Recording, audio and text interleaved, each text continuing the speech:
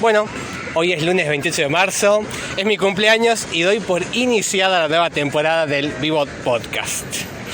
Y tengo la compañía de Alex Frutos Moxari. Que lo cumplas, Davidcito, que lo cumplas feliz. ¿Cómo estás, Alex? La voz del anime, la voz del anime de Tucumán. Muchas gracias, David, por invitarme. Estoy muy bien, estoy muy contento de estar acá. ¿Qué tal el helado? Muy rico, me llenó, estaba muy rico. Bueno, hoy vamos a dar inicio a la nueva temporada de este podcast y vamos a abordar un tema que quizás muchas veces no se habla o no se habla de una manera tan realista y tan cruda como lo es realmente, y es ser un músico callejero y ser un músico y ser un artista principalmente callejero. Muchas veces la visión que nosotros tenemos de artista callejero es una visión que tiende mucho más al romanticismo, tiende mucho más a una especie de visión más literaria o que pareciera una pintura, ¿viste? Un matiz, pero la realidad a veces es muy distinta y es mucho más cruda y es mucho más diferente de que lo que es la realidad realmente de abordar hechos callejeros, performance en las calles. Puedo decir que tuve varios periodos, por lo menos yo tocando en la calle, en Tucumán, en Buenos Aires, en Córdoba, pero en cada época y en cada momento hay que tener muy en cuenta, primero en principal, cómo está todo, porque a la vez uno muchas veces con un poste que recibe toda la energía que tiene la gente, a veces muy positiva, a veces muy negativa, pero bueno, vamos a ver qué opina Alex.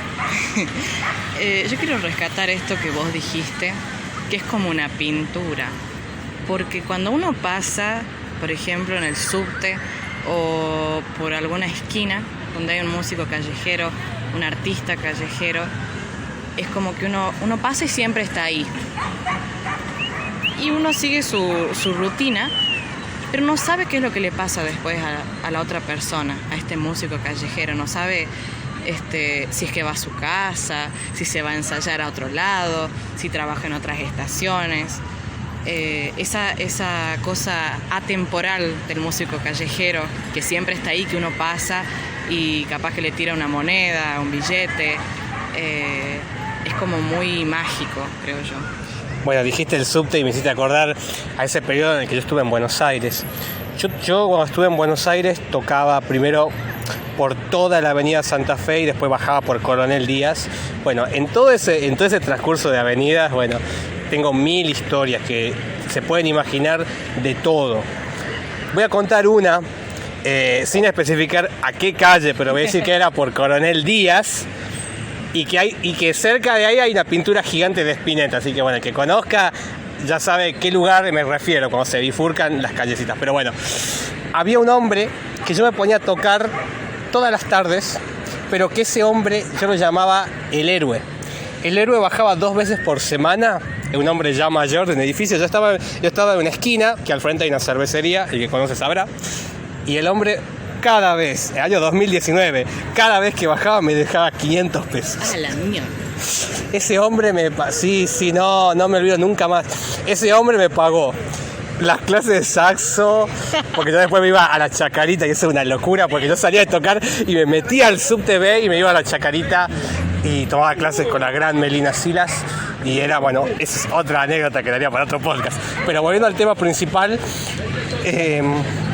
al principio, al menos lo que yo fui viendo, es que primero el músico debe despojarse de todo lo que uno imagina académicamente, sino que en la calle es tocar y es ver cómo va reaccionando la gente. Hay gente que le va a encantar. A mí me han amenazado, me han tirado piedras, me ha pasado de todo, me ha pasado absolutamente todo lo que ustedes se imaginen. De hecho, había un edificio que me tiraba huevos que iban así, que eran a una potencia que rompió un vidrio. Sí. Hay muchísimo. O sea, como existe el héroe, también existe la otra gente. O sea, no se imagina que solamente bajamos una persona con 500 pesos. O sea, ahora sería como que alguien baje y te dé 1500 pesos, ¿viste? Pero en realidad era una pelea constante, ¿viste? Y más en Buenos Aires, el hecho de enfrentar a la gente, enfrentar en todos los sentidos. Sí. O sea, que se pueden emocionar, podés conocer gente extraordinaria, yo tocando en Plaza Italia, bueno, volviendo por las avenidas de Palermo, por supuesto. Yo tocaba por toda la zona de Palermo, porque ya como muchos sabrán, es enorme. Y básicamente ahí conocí a otro gran músico que era Javier Seisman, que él me dijo, yo tengo un estudio acá arriba. Bueno, está gritando la gente. Me decía, yo tengo un estudio acá arriba, cuando vos quieras subí. Y yo un día le toqué el timbre y subí a un estudio de grabación del carajo. Y bueno, hicimos muchas producciones. Alex, ¿cómo fueron las primeras veces que vos estuviste? Porque vos estuviste en el subte, estuviste en la calle, ¿en dónde estuviste? Primero estuve cantando en la estación, en el subte, digamos, y recién... ¿Qué estación? En la línea H, en la última estación. ¿Hospitales? No, en la del otro lado. Cerca de la Facultad de Derecho, sí. En Las Heras, cerca de Las Heras, sí. Qué locura, ¿no? Primero empecé cantando en la estación porque tiene una resonancia, parece de iglesia. Sí, es enorme. La H es una belleza. Una belleza para cantar o para tocar algún instrumento porque sí. La reverberancia que tiene. Y después me animé a subirme al subte a cantar. Y de ahí ya no me bajé más del subte. Uno le agarra el gustito al subte y es impresionante. Sí, pero las primeras veces los nervios que tenía porque me sentía como ilegal, ¿viste? Bueno, es que estamos haciendo algo que... Es que curiosamente, ¿viste? El arte, ¿viste? Callejero está en una especie de limbo. Nadie sabe hasta qué punto es legal, nadie sabe hasta qué punto cuáles son las reglamentaciones, no sabes, te pueden quitar las cosas y no te pueden quitar las cosas. Sí. Es como un limbo legal en el que está uno también. Claro, yo no tenía nada, ¿viste? Así que no me podían quitar nada. Yo cantaba... claro, como a capela. A capela, a viva voz. Pelado.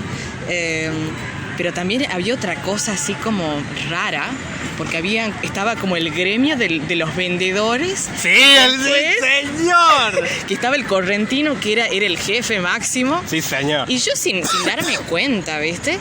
Me empecé a amigar con el correntino. Yo no sabía quién era, no sabía nada.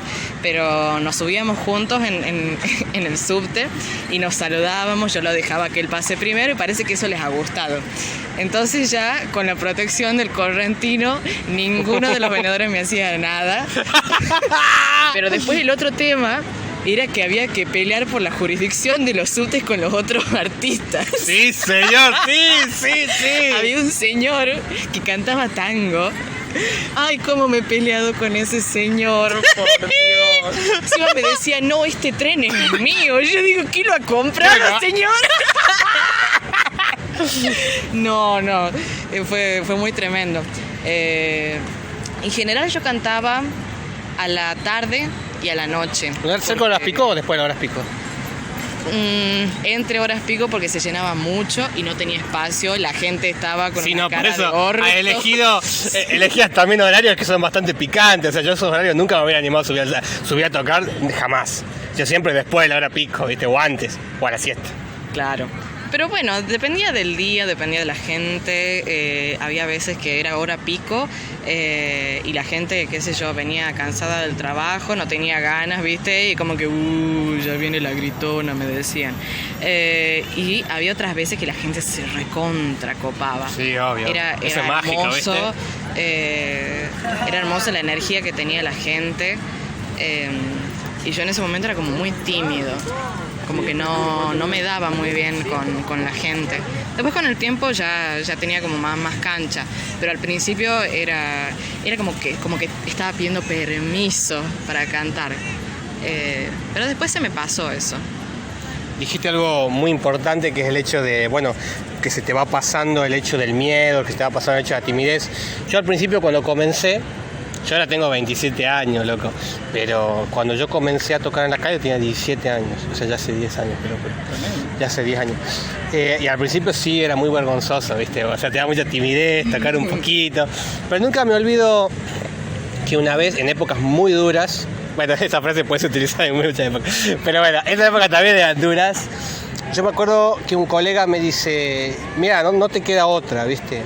Te queda, no sé, vender libros viejos que vos tenés ahí en tu casa y arrancarle y vender por hoja, o animarte y tocar y listo. Y bueno, yo una noche casi 8 de la noche por ahí, me fui por porque yo siempre elegí no la peatonal del centro, sino calles aledañas. Bueno, justo ahora estamos en la Plaza Urquiza y estamos en una cuadra donde yo tocaba, que era una casa antigua preciosa, que era la mítica casa del Dr. Campero. Y era una casa que había quedado así abandonada, o sea, estaba sin alquilar. Y bueno, el hecho ese, cuando yo comencé yo le decía mi hogar, yo agarraba y yo llegaba. Y el hecho de que esté esa casa, que era tan artística, su forma, su arquitectura, me daba como una protección y yo comenzaba a tocar, ¿viste? Y más porque yo llevaba fotos y las tiraba al piso, recitaba un poema de Borges y comenzaba a decir en las calles, ¿viste? Pero creo que ese hecho de soltarse tiene mucho que ver con eliminar todo el prejuicio mental que uno puede tener, toda esa timidez que uno puede tener. Y que bueno, con el tiempo, con la cantidad de días, porque yo tocaba de lunes a domingo, muchachos, en Tucumán de lunes a domingo, y en Buenos Aires también.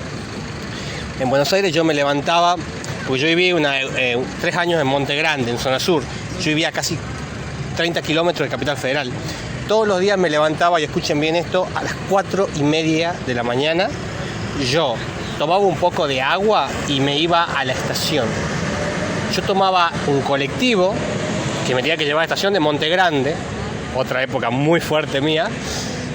Yo estaba en un lugar que había una niebla que era impresionante, que apenas se veían los colectivos. Bueno, ese es otro tema, salir con el instrumento por la calle también y todo eso. Estás atado a todo. A mí me han atacado con cuchillos. Una vez me dispararon 5 veces que ninguna me dio, pero reventó la zapatería. Esto a las 5 de la madrugada, no había nadie. Era una escena, pero o sea, cyberpunk a full, ¿viste? Era increíble y cosas así. Yo una vez llevaba un buzo grande, así me atacaron con cuchillos, yo di un giro. Bueno, historias que después yo las cuento y parece de fantasía, pero era verdad. Y era algo muy heavy. Yo ahora me pongo a pensar y digo, qué impresionante. Yo me levantaba a 4:30 de la mañana, me tomaba el expreso de las 5 de la mañana prácticamente, o sea, casi media hora hasta llegar a la estación en colectivo.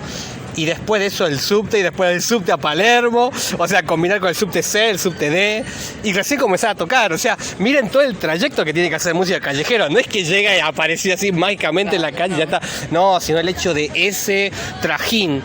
Yo dormía 4 horas por día, 5 horas por día. Yo básicamente era 2 horas de viaje, colectivo, tren, subte, y después viceversa para volver también, estación de Concepción. Y en el tren es muy distinto también al subte. El subte es un tren que pasa por debajo de la tierra, pero bueno, el tren es un tren, digamos. En el tren, bueno, son historias que son impresionantes. O sea, a mí me tocó muchas veces, me acuerdo, ir a la estación y que por los altoparlantes el tren había habido un accidente, porque moría gente, era impresionante cómo se suicidaban. Era el 2019, ¿no? Hubo una cantidad impresionante de suicidios. Vos escuchabas y era impresionante, o sea, vos escuchabas las historias que contaban los maquinistas, porque a mí siempre me escuchaban las crónicas, las historias, y era impresionante, porque el tren, si le pasaba a una persona, la despedazaba, ¿viste? Eran historias muy, muy fuertes, me acuerdo hasta el día de hoy. O en los días de lluvia, que vos veías toda la estación inundada y pasaba el tren eléctrico. Una cosa impresionante. O sea, yo ahora veo el tiempo atrás y uno dice, bueno, con razón la cabeza de uno quedó a veces, ¿viste? Con bombo. Porque el hecho de que vos vivís también, el músico tiene que... No solamente es el hecho familiar o el hecho mismo de lo que estés vos tocando, sino todo ese proceso hasta que vos llegás al lugar donde tocas. Y que es un trabajo. Es un La gente trabajo. muchas veces no llega a dimensionar esto que vos estás diciendo, David, de que vos dormías 4 horas por día, de que tenías 4 horas más de viaje nada más. Y de vuelta, o sea... Y claro, por eso, 4 horas, 2 de ida, 2 de vuelta.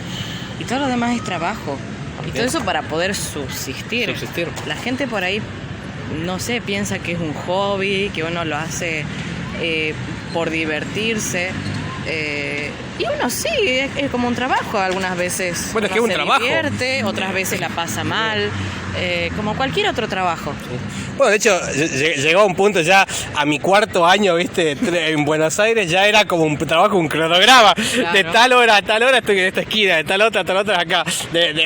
Después, de esta hora a esta hora, hay otra cosa mágica que había ahí. Yo después tocaba por la avenida Scalabrini Ortiz. Y ahí existía un bar que se llama el Varela Varelita, que existe, perdón.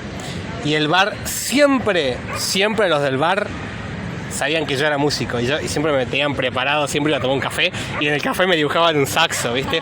Son maestros en eso y en mi cumpleaños me hicieron una torta, que después te voy a mostrar la foto que tengo acá, así me la hicieron en el café, me la hicieron, son maestros baristas, digamos, y un bar notable, un bar clásico de Palermo antiguo, de una belleza, ahí van cineastas, de todo, y es increíble. Ese bar lo van a ver en la contratapa del disco de Leonardo Piantino, Ya es hora.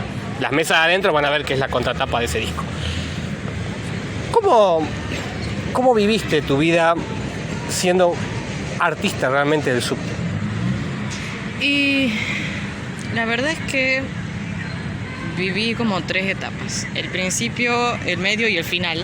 El principio fue esta cosa así como de mucho nerviosismo, de tener que sentir que estás pidiendo permiso, como no animarte del todo. Y el medio fue como el pico, fue lo más hermoso. Sí, el medio es lo mejor, ¿no? Sí. Yo tengo mi época que fue el medio, la época de oro. Fue la época de oro y fue bellísima. Yo me acuerdo de la época de oro y era increíble. Porque hubo una época que se ganó bien. Sí, exactamente eso. Gané muy bien, sí. Me acuerdo, era 2017, yo estaba ganando casi 2.000 pesos por día. Sí, señor, sí, señor. Casi 2.000 pesos yo igual, hermoso. Y encima me acuerdo que iba al Citibank ahí de Recoleta con todas las moneditas. Sí, todos los monedas, fajos. Ay, yo tenía así no tenía, pero era una cosa, sí. Tenía como embarazados los bolsos, ¿viste?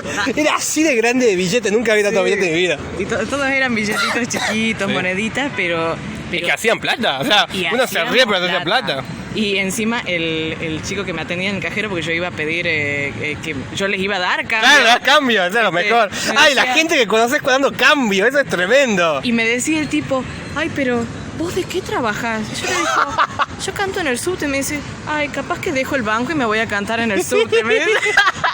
Me ha pasado, me dijeron cosas similares a mí también. Y luego llegó el final, como todas las cosas buenas llegan. Ahí pega duro. Empecé a tener problemas personales, porque yo en ese tiempo vivía con mi pareja. El tema personal influye mucho, eso sí. También es más de lo que uno cree. Sí.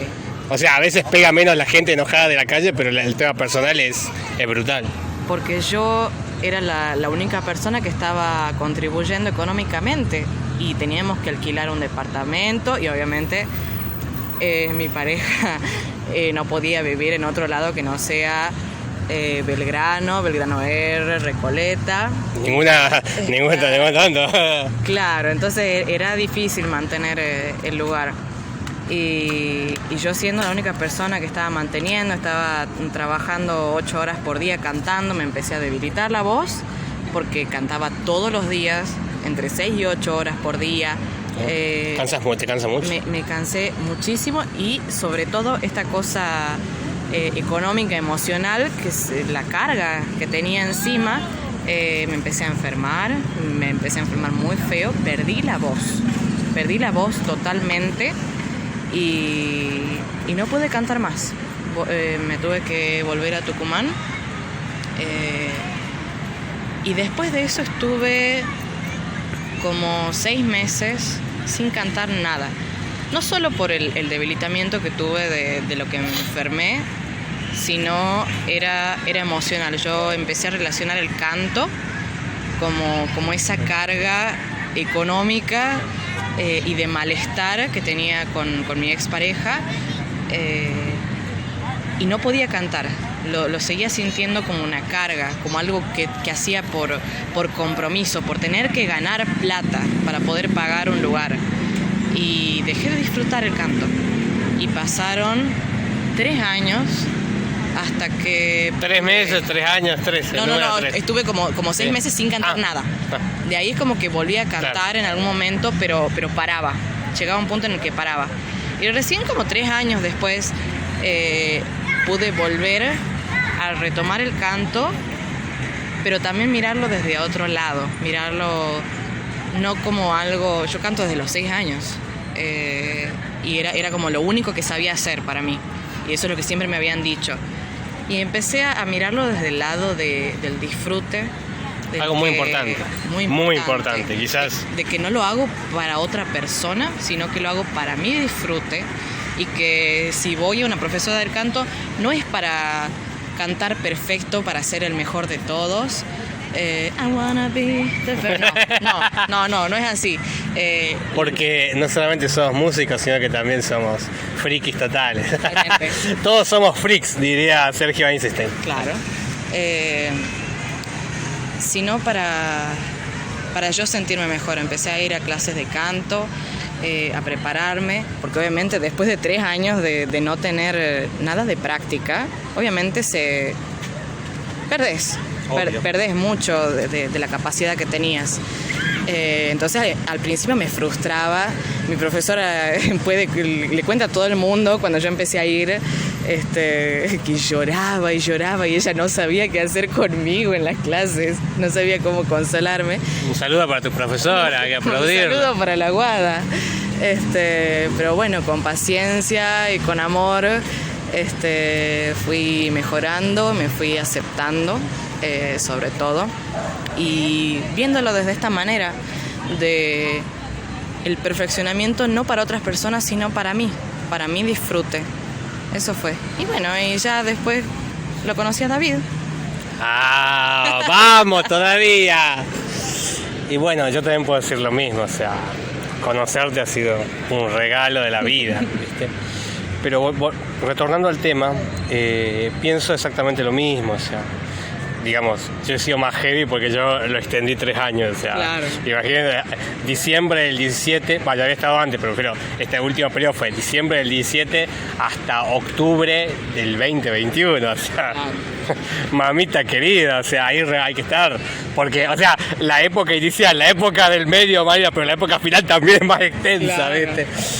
No, y el hecho de disfrutar es impresionante, porque hay momentos que se comienza a tornar como un trabajo, ¿viste? Y vos decís, no, lo hacemos automático y se va perdiendo la mística. Uh-huh. Y ahora también hay un hecho muy, muy importante y son las anécdotas curiosas que solamente podrían ocurrir tocando en la calle. Bueno, yo tengo muchas muy locas, anécdotas muy locas, muy bizarras, anécdotas que no me la podría creer nadie, pero bueno, voy a contar una que es muy loca. Yo estaba tocando por Palermo y había un saxofonista que me dice, bueno, yo me llamo Ale, yo vivo por acá. Bueno, no voy a especificar la dirección, pero voy a decir que es un lugar donde hay muchas embajadas y queda cerca del fondo. Creo que es una de las casonas que tuvo Victoria Ocampo en Capital. Los que conocen sabrán a qué me refiero. Bueno, llego al lugar ese y era un caserón de media cuadra y yo le grito por una ventana. Yo le grito a la ventana y le digo, Ale, le grito así y él me dice, toca el timbre, me dice él. Uno creería, bueno, va a bajar él, ¿no? Y bueno, y ahora sucede la escena más estrambótica que uno se puede imaginar. Yo toco el timbre y aparece un mayordomo afroamericano, esto es posta, aparece de las películas, con traje de frac, y me dice, el señor Alejandro lo está esperando ahí, pero está hablando con la baronesa. La historia es no creer, pero pasó en verdad. Y lo más loco es cuando yo entré. ¿Cómo ser Sí, no, bueno. Este es el iceberg de David. O sea, tanto que se habla de los memes del iceberg, bueno, este es el iceberg de David. El iceberg de David conlleva un montón de cosas locas. Y esta es una muy loca, porque no termina ahí, ni en pedo se creen que termina ahí. Yo ingreso. La casa era un caserón antiguo, era increíble, era Art Nouveau. Y adentro había hasta un aljibe adentro y eran todas piezas, todos así como mayordomos afroamericanos. Esto es posta, es de no creer, es la escena más surrealista que yo vi en mi vida, nunca volví a ver una cosa así, parecía la película. Y subí por un ascensor antiguo y estaba Alejandro arriba de una especie de pieza con un televisor antiguo tocando con un saxo que era un Mark VI, así, un saxo americano. Y bueno, esa fue una de las anécdotas más locas que yo tengo. Bueno, si pienso tengo que comenzar a acordarme, pero bueno, después está. ¿Termina? Sí, también son reuniones así de un día, son reuniones locas, porque él después me dice, te hago conocer el lugar y porque yo después me voy a Córdoba. Así fue, y después nunca más lo vi, pero bueno, es una historia muy loca, ¿viste? ¿Cómo se llamaba el chico? El tipo se llamaba Alejandro, nunca supe ni el apellido. Bueno, Alejandro, si estás escuchando, O sea, manda un mail. Claro, o sea, una a ver, carta, señales de humo, algo. eso es del año 2016, una cosa muy loca, ¿viste? Después, obviamente a mi querido amigo Javier Seisman, que fue el que me abrió las puertas de su estudio personal. Pues yo entraba, él me vio tocando en Plaza Italia, al frente de donde está el monumento a Garibaldi, y él me dijo, yo vivo acá, me señaló, por supuesto, una casa que era con ventanales, un departamento gigante, y en lo alto había un lugar con ventanales, bueno, ahí era su casa. Y él me subí por el ascensor. Yo temerario, o sea, cualquier persona me dice, ahí, bueno, yo toqué el timbre y me llevó. Yo digo, ¿estás Javier? Sí, pasá. Vení que te doy estos caramelos subidos. Sí, no hagan esto. No hablen con desconocidos, chicos. Exactamente, bueno, eso efectivamente sucedió. Pero la cuestión no es solamente, bueno, hablar de todas las anécdotas que tengo con Javier son infinitas. Estamos hablando de casi enero del 2018 y esas anécdotas. Por ejemplo, cuando yo subí, yo le decía que él tenía el ascensor de los supersónicos, porque el ascensor llegaba, abría el ascensor y entraba a su casa. Entraba a su casa, ¿viste? Una cosa muy bizarra. Y bueno, para que él tenía un piano de madera, todo tipo de instrumentos, tenía así unas bandejas que si igual abrieran CD, vinilos, y un ventanal precioso con la vista más increíble que uno se puede imaginar arriba de Plata lejos. Y bueno, y ahí desarrollé un montón de anécdotas. Y bueno, hay anécdotas de ahí, pero que involucran hombres que son muy locos.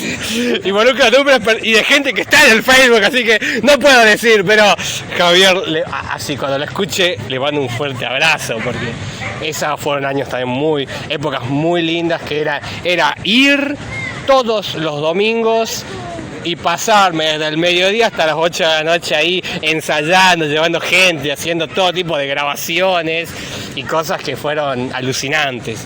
Y las grabaciones son una locura, pero bueno, no puedo hablar porque encara proyectos que son muy locos y una música muy free, muy loca, que realmente es solamente para los que les guste la locura, ¿viste? Es todo fantasy, viejo.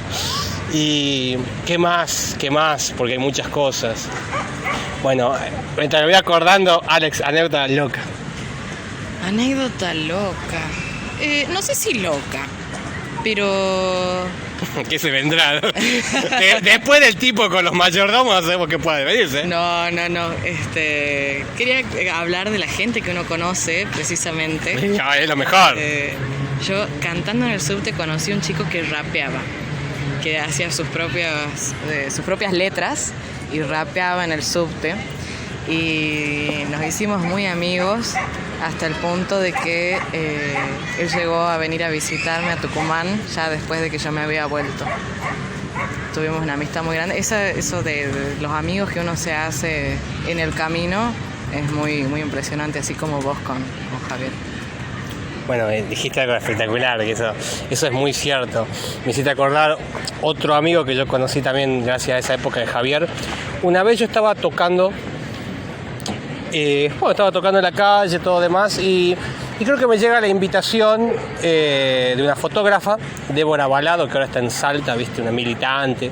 Bueno, hizo fotografías para Spinetta, para Charly García, etcétera. El currículum es muy extenso. Pero bueno, la cuestión es que ella iba a presentar un ciclo de poesías, viste. Y la cuestión es que lo presentaba en una casona antigua, viste. Primero de ¿cómo se llama esto? Bueno, no importa, no sé si era el Abasto, pero no, de Caballito, de Almagro, perdón. Y la cuestión es que, bueno, voy a ese ciclo, pero eso no es lo importante fue lo que sucedió. La gente que hacía ese ciclo, bueno, yo llevé el saxo, todo lo demás, viste, filmé todas esas grabaciones. Y lo importante viene ahora. Esa gente, bueno, me dice, vamos a hacer otro Invisible, se llamaba. Para no dar más detalles, pero la cuestión es que lo vamos a hacer en una casona que está en Villa Crespo. Una casona antigua, muy grande, muy increíble. Y ahí conozco, en ese lugar cuando yo llego, con el sax así chiquillo, así de frente, conozco al que estaba poniendo música, que fue mi gran amigo Fede. Fede fue un chabón que él me abrió las puertas de su casa para que yo no tenga que ir siempre a Montegrande esas 2 horas. Bueno, él me abrió las puertas de su casa y yo dormía ahí, aunque sea varias veces por semana, ¿viste? Y esto abre también una anécdota muy loca. En eso de tocar en la calle también uno iba mucho a recitales. Y ahí comencé a ir a los conciertos de Marilina Bertoldi, que bueno, las noches de los conciertos de Marilina Bertoldi nunca fueron noches perdidas, porque ocurrieron anécdotas muy locas, muy extraordinarias, pero demasiado extraordinarias. Una vez, esto es extraordinario. Yo había llevado la armónica porque yo sabía que se tocaba la noche de Marilina en Flores, en el Teatro de Flores, o sea, lejísimo, ¿no? Yo estaba en Palermo, pero tenía que ir a Flores. Y la cuestión es que ya no había entradas, ¿viste? Pues yo digo, ya sé, voy a tocar la armónica, voy a hacer unos pesos y voy para Flores a la noche. La cuestión es que llego, estaba la fila, todo lo demás. Si googlean después Marilina Bertoldi Teatro Flores, yo puedo señalar dónde estoy en ese concierto, en qué fila, en la parte de atrás, viendo así parado, pero cómo entré, lo más loco. Yo voy con la armónica, me pongo a tocar un ratito por ahí cerca de las calles, y había una fila que era para personas discapacitadas. Esto es alucinante lo que voy a contar ahora, y sucede una cosa muy loca. Siempre en los conciertos de Marilina van a ocurrir sucesos que no se pueden creer. Bueno, la cuestión es que el guardia que estaba ahí me dice: vos sos músico, todo demás, ¿por qué no le preguntás a una de las chicas que está ahí? Háganse pasar que son pareja. Esto es posta, esto es una locura. Y ella, con el pase, te puede hacer pasar a vos gratis. No, la escena era una escena dantesca, ¿no? No puedo explicar, o sea, la fila era una escena, pero que era remeros así de la renga, había de todo. Pero la cuestión es que efectivamente en la fila había una chica, o sea, no es que era una fila solo de discapacitados, me refiero a una fila común, de todo, o sea, común para entradas VIP, para entradas cualquiera, para entradas con discapacitados, para bla, bla. La cuestión es que había una chica que era no vidente. Y la chica me dice: ¿querés entrar conmigo? Me dice. Y yo dije, por supuesto, claro que sí, dije yo. Y ahí resultó ser bueno, no vamos a dar nombres, pero resultó ser una cantante también, la chica esta. Y me dijo, pasemos. Y así me hice pasar por pareja de esta chica y pasamos como yo, acompañante. Pero no terminó ahí la historia, o sea, uno creería, bueno, terminó ahí la historia. No. Porque, bueno, nos quedamos hablando, todo demás ahí adentro, todo demás. Y no, era muy loco porque me dijo, ¿qué querés tomar? Me dijo, ¿no? Había una barra gigante, era un teatro pero con barras y butacas. No era el teatro, era un teatro privado. O sea, vendían cerveza, bebidas alcohólicas. Dantesco, o sea, todo era muy surrealista. Había como más de 3.000 personas, 2.000 personas. Googleen Marilina Bertoldi Teatro Flores y van a ver la cantidad de gente. Yo estoy al final al lado de la barra. Yo señalaría así como un dedo. Pero bueno, no importa. La cuestión es que uno dirá, bueno, ¿qué tiene que ver con Fede que yo venía contando? Bueno, tiene que ver. Porque la chica me dice, ¿y cómo te vas a volver a tu casa si hoy vives en Monte Grande? O sea, yo no había tren, no había nada porque se corta. No hay que andar 24 horas, ¿me entendés? Estaba de joda en ese concierto de Marilina. Y nada, y esto que pasa es extraordinario. Yo digo, ya sé, le voy a hablar a Fede a ver si está. Lo hablo y digo, Fede, ¿estás en casa? Estoy en el concierto de Marilina. Y él me dice, dale, venite a la casa. Y bueno, ahí abrió la caja de Pandora ese muchacho porque ahí comencé a ir a su casa y nació toda una época que tenía su computadorita y hacíamos música electrónica. El vecino nos puteaba y fue una vez casi nos fue a trompear. Y era una locura, poníamos videos de conspiraciones. Era una cosa muy surrealista. No, estábamos desatados. Y nada, y esto abre otra historia, porque vos decís, ¿es la única vez que viste a la chica no vidente, David? No, porque los conciertos de Marilina fueron varios y cada uno tiene sus anécdotas. El otro concierto que nos encontramos con esta chica, ahí hicimos el mismo truco, por supuesto, y siempre funcionó. Y esa vez fuimos a Casa Brandon, que es el bar LGTB, el bar queer de Villa Crespo, ¿no? Y esa anécdota es tremenda, esa anécdota es colosal, es impresionante, ¿no? Eso es una locura. Vayan a Casa Brandon, conozcan porque es una experiencia. Una cosa extraordinaria. Y bueno, así comenzaron a surgir mucho estas historias, ¿no? De tocar a las tardes, pasar por la casa de Fede, dejar el instrumento e ir a los conciertos de Marilina y así, bueno, muchas cosas muy, muy locas. Sí. Bueno, para terminar, yo lo que quería decir es para la gente que no son artistas callejeros, pregúntense o pregúntenles por su historia. Porque así como podrán ver con David, el iceberg de David, la pequeña muestra. Y esto no es nada. Hay historias muy interesantes, historias de vida muy diversas que son necesarias de visibilizar, de contarlas. Eso. Bueno, la persona que habló es Alex Frutos Moxari, la voz del anime de Tucumán, como la bauticé ahora. Pero, hablando en serio, lo que quiero decir con todo este podcast es que no todo es como sale en la televisión, no todo se compra, no todo se vende. El chiste que yo hago siempre con Patricio Lam, pero que es cierto. Porque no toda la vida del artista callejero es como te la muestran las películas, o mágica, o que estás tocando y aparece un productor y después ganas millones. O sea, en realidad es una historia de mucho trabajo, mucho sacrificio. No es un viaje a Disney, para nada, es un trabajo. Se puede tornar a veces duro, a veces muy difícil, a veces muy lindo. Como han escuchado, hay muchas historias muy diversas. O sea, de cosas muy malas a cosas muy buenas, a cosas que rondan más el surrealismo, por supuesto. Pero yo creo que lo importante de todo esto es, básicamente, que siempre existe algo maravilloso que ignorábamos y que podemos descubrir. Así que bueno, así va el cierre de este querido Bebop Podcast. Bebop por Cowboy Bebop. Así nació, ese fue el primer podcast. Y bueno, ese fue el primero de la primera temporada. Y bueno, este de Músicos Callejeros es el primero de la segunda temporada. Ya les habla un David de 27 años, loco. 27 marzos han pasado por mi vida. Y bueno, qué compañía que conocí, ¿no? Así que Tucumán está lleno de tesoros. Así que aquí hay un ángel de luz de los bosques. Como dice Scaflón, bueno, un ángel de luz de los bosques es Alex. Muchas gracias, David. Gracias a vos. Te quiero un montón. Yo también. Sos un ángel para mí. Así que bueno, un abrazo a todos y muy pronto se va a venir el gran podcast de Evangelion, Así que va a haber más de 10 personas.